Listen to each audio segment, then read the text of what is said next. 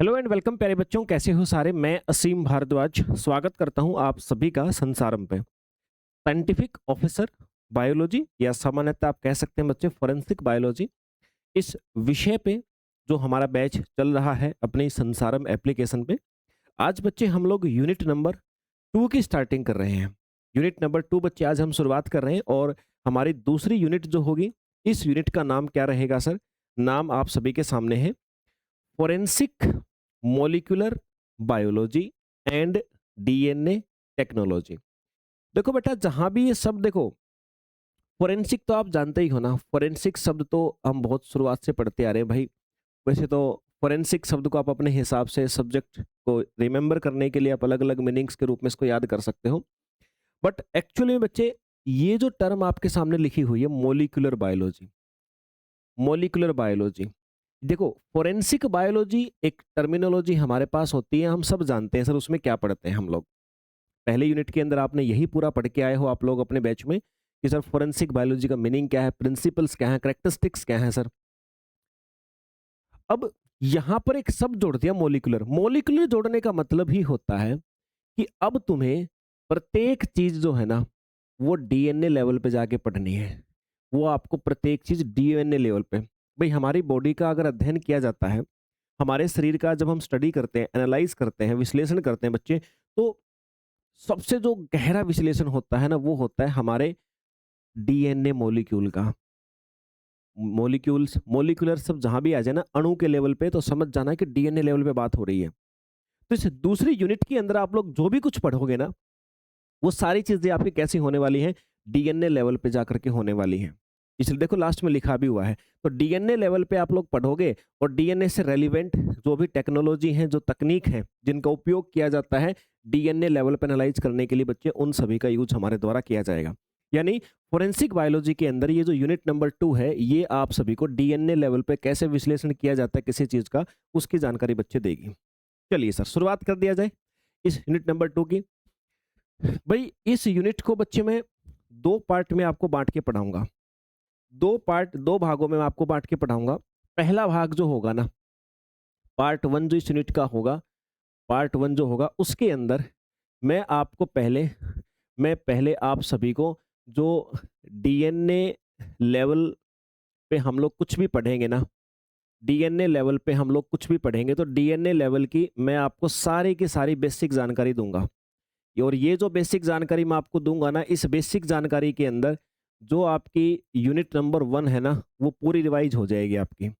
Unit number 1 पूरी revise हो जाएगी। अच्छा, फिर इसी यूनिट का जो भाग 2 होगा, भाग 2 का मतलब है आप ऐसा कह सकते हो सर, जो 90% हिस्सा होगा, फिर वो 90% हिस्सा होगा उसमें सारे के सारे नए कंसेप्ट आएंगे, नया ज्ञान आप सभी के सामने बच्चे आएगा। दो पार्ट में बांटेंगे। सबसे पहला भाग शुरुआत में हम जो करेंगे अभी, एक बार मॉलिक्यूलर लेवल पे जो डीएनए लेवल मैंने लिख तो दिया कि भाई डीएनए लेवल की जानकारी समझ लो एक बार। ये डीएनए लेवल की जानकारी या डीएनए लेवल की स्टडी हम कौन कौन से ऐसे एविडेंस हैं, कौन से हमारी बॉडी के ही ऐसे पार्ट हैं या ऐसी सेल हैं, ऐसे टिश्यू हैं जिनके आधार पे हम डीएनए को निकाल के एनालाइज कर सकते हैं। हालांकि यूनिट नंबर 1 के अंदर मैंने आपको अलग अलग ऑर्गेन्स के साथ में ये बातें बताई भी हैं सारी की सारी, लेकिन यहाँ यूनिट नंबर 2 के अंदर भी पहला सेशन आज का मेरा जो होगा, वहाँ पे मैं आपको डीएनए लेवल स्पेसिफिकली क्लियर करूंगा बच्चे। ये क्लियर हो गया तो फिर मजा आएगा मेरे भाई। जो गहरे गहरे कंसेप्ट इस दूसरी यूनिट के अंदर हैं, वो सारे डिस्कस करेंगे। और जितने टाइप के जो केस स्टडी टाइप के, कॉम्प्लेक्स केस स्टडी टाइप के, स्टेटमेंट बेस्ड क्वेश्चन आते हैं, एनालिटिकल बेस्ड क्वेश्चन आते हैं, फिर उसके बाद यूनिट के लास्ट में हम लोग वो सारी प्रकार के क्वेश्चन भी डिस्कस करेंगे। चलिए कर देते हैं शुरू बच्चे। भाई फोरेंसिक मॉलिक्यूलर बायोलॉजी मैंने कहा आपको, ये हमारी बायोलॉजी की वो ब्रांच है, वो शाखा है जिसमें डीएनए, आरएनए, प्रोटीन्स या फिर मॉलिक्यूलर मार्कर्स का उपयोग करके हम अपराधों की जांच करते हैं, व्यक्तियों को आइडेंटिफाई करते हैं और जो हमारे पास बायोलॉजिकल एविडेंस है ना, उनका एनालिसिस यानी विश्लेषण करते हैं। अब कहोगे सर, हमें कुल कुल मिला के अनुमान ये आ रहा है कि सर आप ये कहना चाहते हो कि भाई जब भी हम मॉलिक्यूल्स, अणु यानी अणु कौन कौन सा, डीएनए हो सकता है सर, आरएनए हो सकता है सर, प्रोटीन हो सकते हैं सर, ऐसे ऐसे जो मॉलिक्यूल्स है ना, उनकी सहायता से हम लोग व्यक्ति को आइडेंटिफाई करें, क्राइम करने वाले का पता लगाएँ, इन सारी चीज़ों का हम विश्लेषण करें जो एविडेंस मिले हैं, तो सर फिर हम क्या बोलेंगे उसको बोलते हैं फोरेंसिक मॉलिक्यूलर बायोलॉजी का नाम दिया जाता है सर उसको। ठीक है भाई, इतनी सी बात क्लियर होगी। सिंपल शब्दों में अगर एक ही लाइन में डेफिनेशन निपटाना चाहो, तो भाई अपराधों की जाँच और व्यक्ति की पहचान के लिए डीएनए के ऊपर आधारित जो टेक्निक्स है ना, उनका उपयोग हम लोग फोरेंसिक मॉलिक्यूलर बायोलॉजी कहलाता है। That's it. डीएनए की सहायता से जितनी भी टेक्नोलॉजी आजकल बनी हुई है, तो उन्हीं के आधार पे अगर जब भी हम लोग इन्वेस्टिगेशन करते हैं, एनालिसिस करते हैं, तो बच्चे वो आपका फोरेंसिक मॉलिक्यूलर बायोलॉजी कहलाता है। Okay sir. कुल मिलाकर के आपके दिमाग में एक बात तो सेट हो गई कि सर जो होगा डीएनए के साथ होगा। सबसे देखो डीएनए के अलावा आरएनए के साथ भी हो सकता है, प्रोटीन भी हो सकता है, लेकिन 99.9% जो चीज़ें हैं, वो हमारे डीएनए के साथ जुड़ी हुई हैं। यहाँ पर आपने जो पिछली स्लाइड पे एक शब्द लिखा देखा था, मॉलिक्यूलर मार्कर, लिखा हुआ है ना? अब ये मॉलिक्यूलर मार्कर क्या चीज़ है? जो बच्चा सीक्वेंस में इस बैच में जुड़ा हुआ है और शुरुआत से लेक्चर देखें, पहले यूनिट देखिए, तो पहले यूनिट के अंदर मैंने लास्ट का शायद सेकंड लास्ट या लास्ट का लेक्चर था, वो पूरा लेक्चर आपका मॉलिक्यूलर मार्कर के ऊपर ही मैंने समझाया था आपको क्या होते हैं। अभी के लिए शॉर्ट में बता देता हूँ, मॉलिक्यूलर मार्कर का मतलब होता है बच्चे, सिंपल सा मीनिंग होता है इसका कि डीएनए का ही एक हिस्सा है, डीएनए का ही एक टुकड़ा होता है। डीएनए के कुछ टुकड़े होते हैं, हर व्यक्ति के अंदर यूनिक होते हैं, तो वो पहचान करने में सहायता करते हैं कि ये डीएनए दोनों व्यक्ति, जो दो दो अलग-अलग व्यक्ति का डीएनए हमारे पास में है, या यहाँ पर 2 या एक ही व्यक्ति के 2-3 डीएनए हमारे पास में है। मतलब मार्कर मतलब डीएनए के कुछ हिस्से होते हैं, जो पहचान करवाते हैं, मार्क करवाते हैं कि सामने जो डीएनए पड़ा है वो कितने व्यक्तियों का है। समझ गए बात को? ये मॉलिक्यूलर मार्कर होते हैं। इसके कई एग्जांपल्स भी मैंने आप सभी को बताए थे। यहाँ अब एग्जांपल दोबारा से नहीं करेंगे, वो हम कर चुके जहाँ करना था। अब हम अपने यूनिट को शुरू करते हैं। तो फोरेंसिक मॉलिक्यूलर बायोलॉजी समझ में आ गया आपको? अब भाई मैंने कहा फोरेंसिक मॉलिक्यूलर बायोलॉजी के अंदर हम लोग मॉलिक्यूल्स यानी डीएनए बेस्ड जो एविडेंस है उनका एनालाइज करेंगे। अब मेरे भाई ये एविडेंस है ना, ये जो फोरेंसिक एविडेंस कौन-कौन से हैं? जहाँ से आप लोग डीएनए या किसी आरएनए या किसी प्रोटीन को निकालोगे, भाई ये मिलेंगे कहाँ से आपको ये? ये मॉलिक्यूल्स आपको जो डीएनए टाइप के मॉलिक्यूल कहाँ से मिलेंगे? भाई ये अपराध जहाँ पे क्राइम सीन हुआ है, वहाँ पे जो ब्लड पड़ा हुआ ब्लड से निकाल सकते हैं, वहाँ पर अगर बाल मिल जाए हेयर से निकाल सकते हैं, सलाइवा लार से उठाए जा सकते हैं, सीमेन यानी वीर्य से उठाए जा सकते हैं, स्किन की सेल से उठाए जा सकते हैं, बोन मिल जाए तो उससे उठाए जा सकते हैं, टिथ से उठाए जा सकते हैं बच्चे। तो यहाँ से डीएनए उठा करके एनालाइज किया जाता है फिर उसका। अब ये देखो, blood, hair, saliva, semen, skin, bone, teeth, forensic biology के रिस्पेक्ट में मैं ये जितनी भी चीज़ें आपके सामने लिखी है ना, ये सारी बातें आपको मैं यूनिट नंबर 1 में पढ़ा चुका हूँ। यूनिट नंबर 1 में सबको एक-एक करके पढ़ा चुका हूँ कि किसकी क्या इंपॉर्टेंस है फोरेंसिक बायोलॉजी में। यानी क्राइम सीन होगा, बायोलॉजिकल सैंपल उठाएँगे, उसमें से डीएनए को निकालेंगे, डीएनए का एनालाइज़ करेंगे, आइडेंटिफाई कर लेंगे किसका डीएनए है। यही आपका पूरा रोड मैप चलता है उसमें। ठीक है सर। अब एक बार सैटिस्फैक्शन हो जाए हल्का-सा हमें, सैटिस्फैक्शन हो जाए, तो उसके लिए use of forensic molecular biology कहाँ-कहाँ यूज़ होता है। हालाँकि हर बच्चा ये जानता है, क्योंकि भाई ये मैं जब कैरेक्टरिस्टिक्स आपको फोरेंसिक बायोलॉजी के बताए थे, मैंने तब बता भी दिया था। आप कहोगे उसमें दोबारा क्यों बता रहे हो? भाई इसके पीछे भी लॉजिक है, चिंता मत करो, यहाँ पर एक बार रिलेट करना ज़रूरी है। यानी ये जो चीज़ें कर रहे हो आप, इनको रिलेट करना ज़रूरी है, तभी आप इस यूनिट के अंदर आगे की बातें समझ पाओगे। भाई पहला यूज़ होता है फोरेंसिक मॉलिक्यूलर बायोलॉजी का क्रिमिनल आइडेंटिफिकेशन। अपराधी की पहचान करने में भी क्राइम सीन से जो आपको डीएनए है वो प्राप्त हुआ, उसकी आप जिस पे भी आपको शक है ना, उसके डीएनए से कंपेयर कर दो। क्राइम सीन पे डीएनए मिला, जिस व्यक्ति पे शक है उसके डीएनए से कंपेयर करो, अब पता लग जाएगा कि भाई वो उसके साथ मैच हो रहा है कि नहीं हो रहा। अगर वो उसके साथ मैच होगा तो ऑब्वियस सी बात क्या रहेगी हमारी, ऑब्वियस सी बात रहेगी कि सर उसी ने फिर क्राइम किया होगा। तो ऐसे क्राइम की बच्चे हमारे सामने पहचान हो जाती है। ठीक है, क्लियर है ना बात? ओके सर, ऐसे क्राइम की पहचान करने में सहायता होती है। दूसरा बेनिफिट, पैटर्निटी टेस्टिंग। ये निर्धारित करता है कोई व्यक्ति किसी बच्चे का जैविक यानी बायोलॉजिकल फादर है या नहीं, इसको बता सकते हैं। ठीक है सर, मदर का डीएनए, फादर का डीएनए, मतलब जिसका भी डीएनए तुम लो, चाइल्ड का डीएनए, तीनों को कंपेयर करो, कंपैरिजन से पता लग जाता है कि सच में डीएनए मैच हो रहा है कि नहीं। देखो 100% तो बच्चे डीएनए कभी किसी का मैच नहीं होता है, लेकिन अगर सच में हमारा कोई बायोलॉजिकल पेरेंट्स है ना, तो एक लिमिट होती है कि लगभग इतने परसेंट केवल उन्हीं से मैच होगा, केवल उन्हीं से मैच होगा, ध्यान रखिएगा, इससे पता लगा सकते हैं। मिसिंग पर्सन को आइडेंटिफाई कर सकते हैं, जब किसी मान लो कोई व्यक्ति मिसिंग हो गया। अब हमने हमारे पास में जो बच्चा मिसिंग हुआ उसके पेरेंट्स का डीएनए है, तो बच्चे के साथ में पेरेंट्स के डीएनए से मैच करके पता कर सकते हैं कि ये जो मिसिंग पर्सन है ये उन व्यक्तियों का ही आपका संतान है, तो वो भी डीएनए के कंपैरिजन से ही हमें पता लगता है।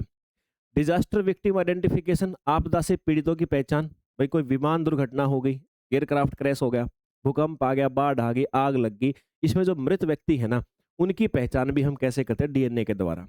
विक्टिम जो है, जो मरा है, उसका सैंपल उठाएंगे, उसके डीएनए का एनालाइज करेंगे और उससे आइडेंटिफाई करेंगे कि भाई डीएनए का जो पैटर्न है वो किस प्रकार का है, किसके पेरेंट्स से मैच हो रहा है, यानी किसके सदस्य फैमिली के थे जो इस डिजास्टर के अंदर आपके प्रभावित हुए। तीसरा बच्चे वाइल्ड लाइफ फोरेंसिक, मतलब जो हमारे वाइल्ड लाइफ यानी कि जंगली जो पशु हैं, कई बार उनकी गैर कानूनी तरीके से उनकी हत्या करके या उनके शरीर के कुछ अंग निकाले जाते हैं जिनकी फिर विदेशों के अंदर एक्सपोर्ट किए जाते हैं पैसे कमाने के लिए। जैसे हाथी के दांत के विषय में आपने सुना होगा, मेडिसिनल पर्पज से यूज है, तो हाथियों को मारा जाता था गड्ढों में गिरा करके, हाथी निकल नहीं पाता, भूख से मर जाता, तो उसके दांतों को निकाल लिया जाता था। तो ये तस्करी है। इस प्रकार की चीज़ भी कैसे पता करेंगे बच्चे? तभी तो पता करेंगे इस चीज़ को हम जब डीएनए का एनालाइज़ करेंगे कि भई जो ये अवैध, ये जो आपके सामने कोई पशु का तस्करी हो रही है, इसके डीएनए से हम एनालाइज़ करेंगे कि भई ये जो पशु है, क्या इसकी ऐसे एक्सपोर्ट करना वैलिड है या नहीं है? तो एनालाइज़ करेंगे। अब मरने के बाद या मान लो किसी पशु को काट-पीट के बाँध रखा है, कैसे पता करेंगे कौन-सा जीव है? उसके डीएनए को निकाल करके ही तो एनालाइज़ करना पड़ेगा हमें। तो इसमें भी यूज़ होता है, जैसे बाघ की खाल हो गई, है ना? या हाथी का दाँत हो गया, इन सब चीज़ों में। Okay sir. ये तो हो गई भाई हमारे पास में बातें। अब है, अभी तक आपने देखा कि सर ये जो फोरेंसिक मॉलिक्यूलर बायोलॉजी जो है, इसका यूज़ हमारे द्वारा किस-किस पर्पज़ से कहाँ-कहाँ पर हो सकता है। अब हम बात करने वाले हैं sir major techniques, major techniques used in forensic molecular biology. Forensic आणविक जीव विज्ञान में प्रयोग होने वाली प्रमुख तकनीकें। तो ये तो बोल दिया तुमने कि सर डीएनए का एनालाइज करेंगे और डीएनए का एनालाइज करके हम लोग सर ये बहुत सारी चीज़ों का पता लगा सकते हैं। भाई अब तुम डीएनए का एनालाइज करते हो तो कौन कौन सी तकनीक यूज होती है? डीएनए का एनालाइज करने के लिए कोई टेक्निक तो होगी जिससे आप लोग डीएनए को रिपोर्ट करोगे कि भाई डीएनए के अंदर ये सीक्वेंस है, ये इस व्यक्ति से मैच हो रहा है कि नहीं हो रहा है, ऐसी कौन सी तकनीक है? तकनीक की बात करोगे बच्चे तो फोरेंसिक मॉलिक्यूलर बायोलॉजी में डीएनए, आरएनए और मॉलिक्यूलर जो मार्कर्स होते हैं ना, उनका उपयोग करके हम अपराधों की जांच, पहचान और जैविक साक्ष्यों का विश्लेषण कर सकते हैं, नहीं आपके एविडेंस को एनालाइज कर सकते हैं। तो पहला मेथड है बच्चे आप सभी के सामने डीएनए फिंगरप्रिंटिंग। मेरे हिसाब से हर बच्चे ने सुना होगा, जेफरी ने इसकी खोज की थी। ये एलेक्स जेफरी ने 1984 में डीएनए फिंगरप्रिंटिंग की खोज की थी। देखो डीएनए फिंगरप्रिंटिंग जो है ना बच्चे, एक ऐसी तकनीक है जिसमें किसी भी व्यक्ति के डीएनए का जो यूनिक सीक्वेंस है ना, उसकी प्रोफाइल तैयार किया जाता है जिससे उसकी पहचान की जाती है। मतलब क्या है? मतलब ये है, अगर तुमने, देखो ये तो फोरेंसिक बायोलॉजी आप पढ़ रहे हो, जब नॉर्मल बायोलॉजी आपने पढ़ी होगी ना, तो बच्चे नॉर्मल बायोलॉजी के अंदर डेफिनेटली आप लोगों ने एक बात देखी होगी, ये जो नॉर्मल बायोलॉजी है, तब आपने क्या किया होगा? तब आपने डीएनए को पढ़ा होगा डेफिनेटली। तब आपने बच्चे डीएनए को डेफिनेटली पढ़ा होगा। तो डीएनए को जब पढ़ा होगा तो आपने एक बात जानी होगी कि सर 99.9% के आसपास जो डीएनए का हिस्सा होता है ना, वो सेम होता है। सभी व्यक्तियों में लगभग सेम होता है। कहोगे सर कैसी बात कर रहे हो? डीएनए फिंगरप्रिंटिंग तो यूनिक हिस्से को देखती है भाई, इसके अलावा जो 0.1% के आसपास, 0.1% के आसपास, इससे भी कम है वो, 0.1% से भी कम मिलेगा।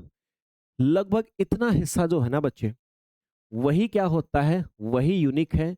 और इस ये 0.1% जो यूनिक हिस्सा है ना, इसी यूनिक हिस्से से आपके पूरे विश्व के सारे व्यक्ति आ जाते हैं इसी में, मतलब इसी डिफरेंस में सारी पॉपुलेशन आ जाती है आपकी। पूरी पॉपुलेशन आपकी सिर्फ इतने का डिफरेंस रखती है। बाकी जितनी पॉपुलेशन अर्थ के ऊपर, सबका ये इतना परसेंट तो सेम ही है। ध्यान रखना इस बात को। यहाँ डिफरेंस आता है। इसी से पूरी पॉपुलेशन में वैरायटी है मेरे भाई। सोचो ये सारा अलग हो जाए तो कितनी पृथ्वियाँ बन जाए। तो ये यूनिक हिस्सा जो है ना, अब ये 0.1% सबका अलग-अलग है, इसमें भी चेंज है। अब ये जो हम देखेंगे चेंज इसमें कितना चेंज है, इसके अंदर जो यूनिकनेस है, बस उसका पता लगाना ही डीएनए फिंगरप्रिंटिंग होता है। डीएनए फिंगरप्रिंटिंग के अंदर इसी यूनिकनेस जो यूनिक हिस्सा होता है डीएनए का, लोगों का आपस का, उसी को पता लगाते हैं। ये मैंने आपको कंक्लूजन बता दिया। वैसे ये हिस्सा कौन-सा होता है, coding, non coding, intron, exons, भाई ये चीज़ें फिर आप जो नॉर्मल बायोलॉजी होती है ना, जहाँ पे सिलेबस में सिर्फ डीएनए पढ़ना होता है, वहाँ पे आप लोगों ने डेफिनिटली पढ़ी होंगी। बट यहाँ पर आपको अब फोरेंसिक से रिलेटेड बात करनी है, तो मैंने आपको कंक्लूजन बता दिया भाई, ये चीज़ होती है। तो यही यूनिक हिस्सा है जिसको देखा जाता है। देखने की तकनीक बहुत सारी है, अभी बताऊँगा आपको। तो किसी भी व्यक्ति की पहचान के लिए उसके डीएनए का हम स्पेशल पैटर्न तैयार करते हैं और इसको हम डीएनए फिंगरप्रिंटिंग कहलाता है। एलेक्स जेफर ने खोज की थी। डीएनए फिंगरप्रिंटिंग के जनक या फादर ऑफ डीएनए फिंगरप्रिंटिंग इन्हीं को कहा जाता है। प्रिंसिपल क्या है भाई? देखो, प्रत्येक व्यक्ति का मतलब ये जो डीएनए फिंगरप्रिंटिंग मेथड है, ये किस प्रिंसिपल पे आधारित है? अभी किस बात के आधार पे हम ऐसा करते हैं? प्रत्येक व्यक्ति का डीएनए लगभग अद्वितीय मतलब यूनिक होता है, और यूनिक कितना होता है मैंने बता दिया, बहुत सारा सेम होता है, वो यूनिक होता है। डीएनए के कुछ क्षेत्रों में रिपीटेड सीक्वेंस पाई जाती हैं बच्चे। रिपीटेड सीक्वेंस पाई जाती है मतलब जैसे adenine, thymine, guanine, cytosine, ATGC, ATGC, ATGC, ऐसे रिपीटेड स्ट्रक्चर पाई जाती हैं। अब किसी के अंदर ये रिपीटेड मान लो 50 बार है, किसी के अंदर ये रिपीट 500 बार है। अलग-अलग है ना? तो ये रिपीटेड स्ट्रक्चर को देखा जाता है। तो प्रत्येक व्यक्ति में ये रिपीटेड सीक्वेंस अलग-अलग हो सकती हैं। भई डीएनए तो इन्हीं से बना है ना, एडेनिन, थाइमिन, ग्वानिन, साइटोसिन इन्हीं से बना है ना। तो यही जो स्ट्रक्चर है, ये किसी में ज़्यादा बार रिपीट होते हैं, किसी में कम बार। इन्हीं वेरिएशन के आधार पे हम डीएनए प्रोफाइल तैयार करते हैं। जैसे इंडिविजुअल ए है, उसका मान लो डीएनए का पैटर्न ये वाला है, ये इतनी बार रिपीट है ये स्ट्रक्चर। दूसरा व्यक्ति उसकी स्ट्रक्चर ये इतनी बार रिपीट है। तो अब इन दोनों का डिफरेंस पैटर्न है, तो हम पहचान लेंगे इंडिविजुअल के लिए कि भाई 2 व्यक्तियों अगर ये पैटर्न ये यूनिट्स मैंने एग्जांपल की लाइन लगा दी, इसका पैटर्न अलग है, इसका पैटर्न अलग है, पता लग जाता है भाई 2 अलग-अलग व्यक्ति हैं। यही आपका डीएनए फिंगरप्रिंटिंग होता है। इस बात का एक एक्सेप्शन भी है मेरे भाई, अपवाद भी है। डीएनए फिंगरप्रिंटिंग भी फेल हो सकता है। एक्सेप्शन है, कहाँ पे एक्सेप्शन हो सकता है? समझिए ज़रा उस बात को। ये लीजिए, आइडेंटिकल ट्विन्स के केस में, समान जो जुड़वा बच्चे होते हैं उनके केस में, समान जुड़वा बच्चे हैं ना, एक ही जाइगोट से बनते हैं, इसलिए उनका न्यूक्लियर डीएनए लगभग समान होता है। पहला जो ट्विन होगा और जो दूसरा उसका आइडेंटिकल ट्विन होगा, दोनों का डीएनए सेम होता है। इस कारण से डीएनए फिंगरप्रिंटिंग द्वारा उन्हें अलग पहचानना कठिन हो सकता है मेरे भाई, ध्यान रखना इस बात को। ठीक है sir.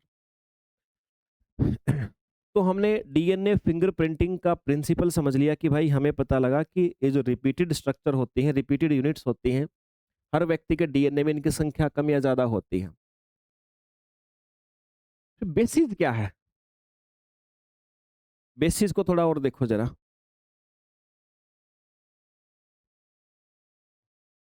Basis of DNA fingerprinting, basis मतलब वही है, प्रिंसिपल हमने पढ़ा ना अभी कि रिपीटेड डीएनए सीक्वेंस पाई जाती हैं कुछ क्षेत्रों में।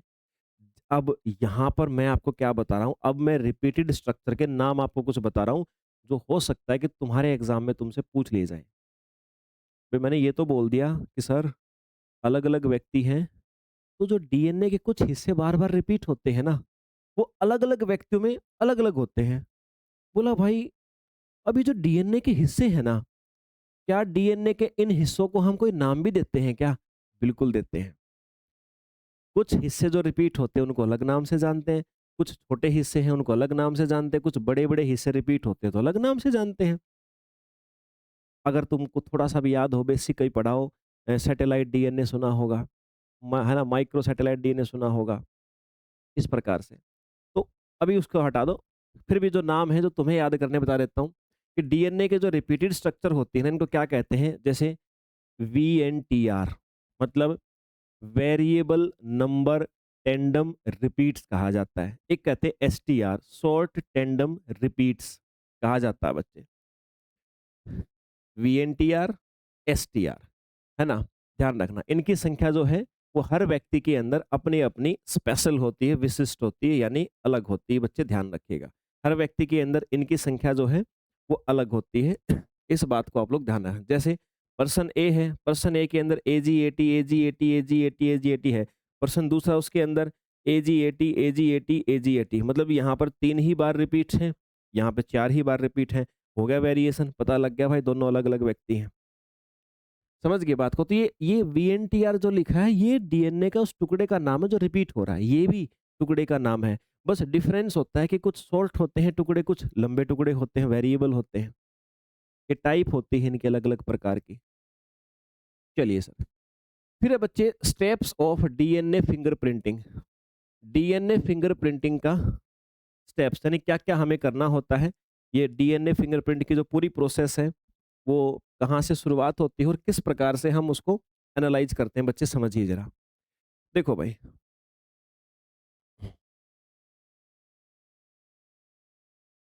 Steps of DNA fingerprinting. सबसे पहला काम होता है सैंपल को कलेक्ट करो, सैंपल को उठाओ, यानी जो बायोलॉजिकल एविडेंस है या बायोलॉजिकल सैंपल है बच्चे, नमूना है, उसको उठाओ, एकत्रित करो जहां से उठाना है। सैंपल के रूप में क्या उठाएं? सीधा थोड़ी सर हम डीएनए निकाल सकते हैं कहीं से भी। आपको ब्लड उठाना पड़ेगा, हेयर्स की रूट उठानी पड़ेगी। देखो, हेयर की जो रूट होती है ना वहां पे आपका न्यूक्लियर डीएनए होता है। बाकी हेयर का जो बाकी हिस्सा है ना, जो शाफ्ट वाला हिस्सा, ऊपर वाला हिस्सा, उसमें न्यूक्लियर डीएनए नहीं होता, लेकिन वहां पे माइटोकॉन्ड्रिया वाला डीएनए जरूर होता है। लेकिन हमें तो पहली कोशिश ये करनी होती कि भाई न्यूक्लियस वाला डीएनए मिले। आप सारे बच्चों ने सेल पढ़ा है, सेल जो चैप्टर पढ़ा आपने, तो सेल के अंदर आपने पढ़ा होगा डीएनए दो प्रकार का हो सकता है। एक डीएनए न्यूक्लियर हो सकता है, एक डीएनए आपका न्यूक्लियर से बाहर किसी दूसरे ऑर्गन में हो सकता है, जैसे माइटोकॉन्ड्रिया में हो सकता है, क्लोरोप्लास्ट में हो सकता है, ऐसे हो सकते हैं। तो हेयर की रूट में न्यूक्लियर डीएनए होता है, साफ्ट वाला जो हिस्सा है उसमें माइटोकॉन्ड्रिया वाला डीएनए होता है। तो सबसे प्रेफरेंस हमारी होती है रूट वाला उठाओ, जहाँ पे न्यूक्लियस वाला डीएनए, सबसे ज्यादा जानकारी वहां पे होती है। ठीक है, तो हेयर रूट में हो गया सर। फिर उसके बाद सलाइवा के अंदर, अच्छा ये सेल वाली कुछ बातें बार बार यूज हो रही हैं, सेल के विषय में बार बार कुछ बातें यूज हो रही हैं, तो मैं आपको बता देता हूँ एक बात जिस बच्चे को नहीं पता है। जो बच्चा इस बैच के अंदर जुड़ा हुआ है संसार मैप पे, जो या जिस बच्चे ने नया ज्वाइन किया है, जो आज जिसकी पहली क्लास है, तो मेरे भाई यूनिट 1 जो है ना, यूनिट 1, ये यूनिट 1 मैंने पहले आपको आपकी फोरेंसिक बायोलॉजी के हिसाब से कंप्लीट करवाई है। तो कंप्लीट यूनिट आपके बैच में डली हुई है। अब कई बार क्या ना, कुछ बच्चों ने पहले बायोलॉजी, नॉर्मल बायोलॉजी नहीं पढ़ी, कुछ बच्चों ने सीधे फोरेंसिक पे आ गए। तो इसलिए मैं कोशिश करता हूं कि हमारी फोरेंसिक बायोलॉजी को समझने के लिए जहां पर नॉर्मल बायोलॉजी की आवश्यकता पड़े, तो मैं वो लेक्चर्स आपको बिल्कुल अभी करंट के लेक्चर्स में आप सभी को अवेलेबल करवा देता हूं। तो मैंने यूनिट 1 जो है ना, वहां पे मैंने बच्चों को ध्यान रखना, यूनिट 1 पहले कंप्लीट कराई है मैंने। फिर उसके बाद लास्ट में आपको एक फोल्डर दिखेगा, आपको फोल्डर दिख रहा होगा, उस फोल्डर के अंदर मैंने क्या किया बच्चे, आपको something something 30 lectures, something something 30 lectures मैंने नॉर्मल बायोलॉजी के अवेलेबल करवाए हैं। जिसके अंदर क्या पढ़ाया मैंने, मैंने आपको पूरा सेल, भाई दुनिया में तुम कोई एग्जाम दे लियो, सेल सेल यही पढ़ना है। और सेल के साथ होने वाली जो प्रोसेस है ना, जितनी प्रोसेस होती है डीएनए के साथ जुड़ी हुई, आरएनए के साथ जुड़ी हुई, प्रोटीन सिंथेसिस के साथ जुड़ी हुई, ये सारी चीजें, ये 30 लेक्चर मैंने अवेलेबल करवाया आपको लास्ट में एक्स्ट्रा में। जिस बच्चे को बहुत एक्स्ट्रा परफॉर्मेंस करना, जानकारी अच्छी लेनी है, सेल वाला चैप्टर तो भाई दुनिया का कोई एग्जाम दे लियो, बच नहीं सकते तुम। सबसे ज्यादा क्वेश्चंस ही इस चैप्टर से आते हैं। तो मैंने फ्री ऑफ कॉस्ट आपको आपके सिलेबस के साथ में पहली यूनिट में 30 लेक्चर और मैंने ऐड कर दिए हैं आपके सामने। जो बच्चे को लगे कि सर मुझे एक्स्ट्रा जानकारी चाहिए, या सर मुझे नॉर्मल बायोलॉजी नहीं आती, तो सर रिलेटेड चीजें क्या मैं सीख पाऊंगा, तो सीखो बेटा, सारी चीजें आपको करवाएंगे। अल्टीमेट गोल तो सिलेक्शन करवाना है ना आपका, अल्टीमेट गोल तो आपका सिलेक्शन करवाना है प्यारे बच्चे। ऐसे सिर्फ पूर्ति पूरी करना नहीं है कि भाई बस आपको फॉर्मेलिटी हो गई, कर दी यूनिट, अब बच्चे जाने, नहीं बेटा। हर जगह पे जहाँ जहाँ मुझे फोरेंसिक बायोलॉजी पढ़ाने के समय मुझे जैसा फील होगा कि अगर किसी बच्चे को नॉर्मल बायोलॉजी कुछ बातें नहीं आती, तो मैं आपको लेक्चर देता चलूंगा उसके भी साथ साथ में। और सारे लेक्चर्स बेटा अभी के होंगे, इतने बता रहा हूं, अभी के 3 महीने के अंदर के होंगे लगभग सारे लेक्चर। सारे लेक्चर 3 महीने के अंदर के होंगे, ऐसा नहीं कि कोई उठा के दे दिया सर 1 साल 1.5 साल पहले का एक्स्ट्रा। देखो ये तो लाइव फोरेंसिक बायोलॉजी का सिलेबस तो पूरा लाइव ही चल रहा है, अभी करंट चल रहा है। आपका देख रहे हो आप रोज हमसे जुड़ के। लेकिन ये जो बाकी के जो मैंने कहा ना कि नॉर्मल बायोलॉजी भी जिस बच्चे को नहीं आती है, रिलेटेड कंसेप्ट, वो भी बेटा बिल्कुल करंट के आपको दूंगा। ये जो 30 लेक्चर दिए हैं, ये 30 लेक्चर मैंने ये कब करवाए हैं? ये अभी आपके पिछले महीने लास्ट के 15 दिन में मैंने करवाए थे ये बच्चों को। वही हैं सारे के सारे। लेकिन वो दूसरे बैच में करवाए थे मैंने, जहाँ पर नॉर्मल बायोलॉजी का सिलेबस चलता है ना? तो आपका रिलेटेड था, इसलिए मैंने आपको भी अवेलेबल करवा दी साथ में। और ऐसे करते चलेंगे, फोरेंसिक बायोलॉजी पूरी हम पढ़ाऊँगा आपको, लेकिन नॉर्मल भी साथ में अवेलेबल कराऊँगा। चलिए भई, तो सीमेन हो गया, बोन हो गया, टिथ, यहाँ से हम क्या करेंगे? डीएनए सैंपल इकट्ठा करेंगे। फिर बच्चे सैंपल तो ले लिया हमने, सैंपल का मतलब है कि जिसके अंदर आपको डीएनए मिल जाएगा। ठीक है भाई, सैंपल ले लिया और सैंपल में आपको डीएनए मिल जाएगा। अब स्टेप 2 क्या करना है हमें? डीएनए का एक्सट्रैक्शन, यानी उस सैंपल से डीएनए को निकालेंगे। निकालने के बाद तीसरा स्टेप क्या करेंगे? डीएनए को एम्प्लीफिकेशन। भाई डीएनए इतना ज़्यादा थोड़ी मिलेगा। अब चलो भाई, भाई एक गाड़ी लेके आओ, ट्रक लेके आओ, डीएनए निकालो, भरो डीएनए ट्रक में। इतना थोड़ी होगा भाई, बहुत माइक्रो लेवल पे यार। इतना कम होगा, आप उसको डायरेक्टली एनालाइज़ भी नहीं कर पाओगे। लेकिन हमारे पास बहुत सारे ऐसे मेथड हैं, जिन मेथड्स का यूज़ करके हम क्या कर सकते हैं? डीएनए की क्वांटिटी को एम्प्लीफाई कर सकते हैं, बढ़ा सकते हैं, संख्या बढ़ा सकते हैं। एम्प्लीफाई कैसे करोगे? PCR method, polymerase chain reaction. बताओ पढ़ाया था कि नहीं पढ़ाया था? Polymerase chain reaction. पीसीआर जहां भी आ जाए तो एक ही मतलब होता है, क्वांटिटी बढ़ाने का तरीका।